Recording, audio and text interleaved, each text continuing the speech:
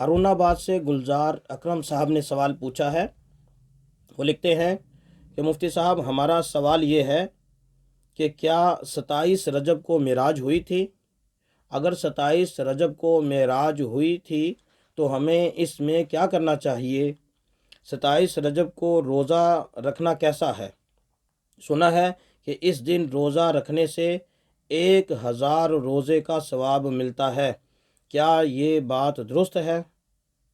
برائے مہربانی ان سوالوں کا جواب ضرور دیجیے گا۔ گلزار احمد۔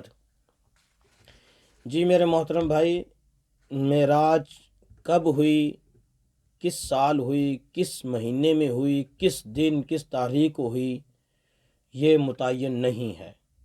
اللہ کے رسول صلی اللہ علیہ وسلم نے یہ ہمیں تاریخ نہیں بتلائی، کسی صحیح حدیث میں اس کا تذکرہ نہیں ملتا کہ فلاں سال تھا، فلاں تاریخ تھی، فلاں دن تھا، یہ نہیں ملتا۔ بلکہ اس میں شدید اختلاف ہے کہ صرف سال میں کہ کس سال ہوئی، اس سال کے حوالے سے 36 اقوال ہیں، 36 قول ہیں کہ فلاں وقت فلاں سال ہوئی، فلاں سال ہوئی یا فلاں سال ہوئی۔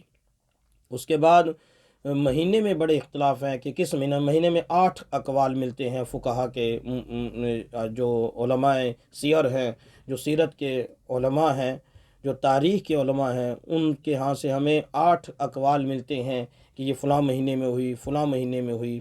تو اس لیے یہ مہینہ بھی حتمی نہیں کہ یہ رجب میں ہی ہوئی ہے، ایسا نہیں ہے۔ اور پھر دن کے حوالے سے بھی 3 قول ملتے ہیں کہ دن کون سا تھا۔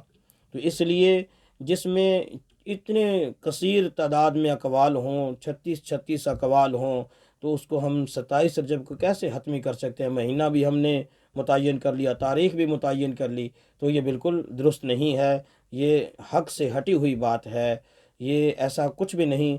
اللہ کے رسول صلی اللہ علیہ وسلم نے ہمیں حتمی طور پر یہ تاریخ نہیں بتلائی، نہ ہی صحابہ کرام رضی اللہ تعالیٰ عنہم اجمعین نے ان سے کوئی ایسی روایت ہمیں ملتی ہے جو حتمی طور پہ بتائے کہ فلاں تاریخ، فلاں سال، فلاں تاریخ کو، فلاں دن معراج ہوئی تھی، فلاں وقت میں معراج ہوئی تھی، ایسا بالکل ہی کہیں معلوم نہیں ہے۔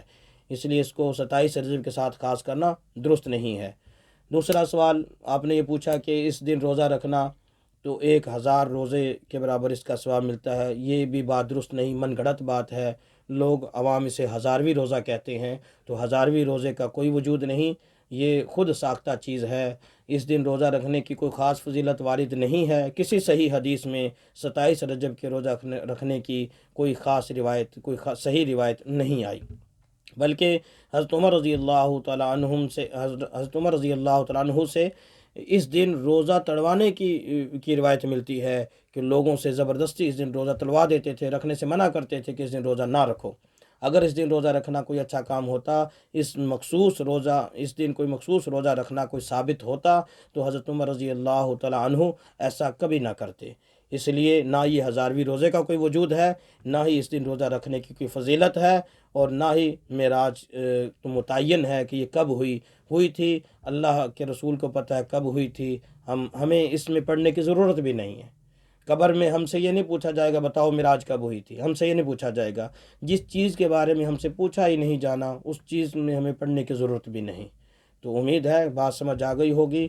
انشاءاللہ اس طرح کے سوالات اور بھی جو آئیں گے آگے، ان کو ہم یہی کہیں گے کہ لوگوں میں ایک غلط رجحان چل پڑا ہے کہ اس طرح کی باتوں میں پڑھنے کی زیادہ شوق پیدا ہو گیا ہے، یہ کوئی اچھا کام نہیں ہے۔